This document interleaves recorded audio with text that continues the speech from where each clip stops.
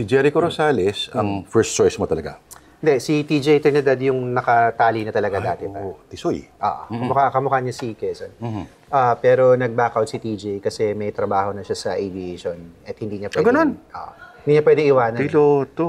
Hindi siya piloto, parang may minamanage siya na something. Mataas yung position niya doon. So, nag-usap naman kami, sabi niya, hindi pwede kasi may pamilya siya, kailangan niyang, alam mo yun. Tapos, medyo ansama nga ng loob niya kasi gusto talaga niyang gawin. Sabi ko, ako ngayon naiinggit sa'yo kasi ang laki ng pera sa trabaho mo. Hawig niya nga si Kim. Hawig.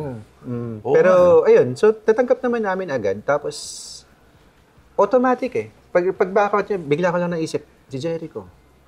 Siya na. Kasi, yung pagkakasulat namin ng script at pagka-characterize namin kay Quezon, kailangan ko ng high energy na person.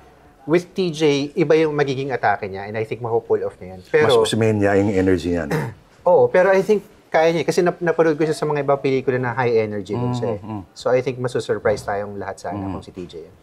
Pero nung wala na si TJ, si Eko agad yung lumitaw sa utak ko. Kasi yung energy ni Eko, yun na yun eh, nasa page ng script eh. May angas. May angas. Tsaka yung ano, Performer, di ba? risk taker siya eh. So pag binigay mo sa kanya yung eksena, ang dami niyang pwedeng gawin na nakakagulat eh. Tumanggi ba noong una? Hindi. Pag tinawagan ko siya, tapos sabi ko, gusto mo bang maging Manuel Quezon? Nag-yes agad siya. Sabi ko, teka, basahin mo muna yung script. Baka di mo gusto. Yun. Tapos, yun na. Go na agad. May, tinabi niya yung mga ibang project niya.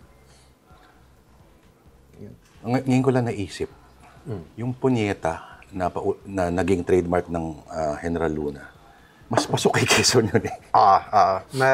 Palamara si Quezon. So, medyo matiga na kami rated R sa dahil kakamura yun. Napakita rin dito na si Quezon ay naging katipunero. Briefly.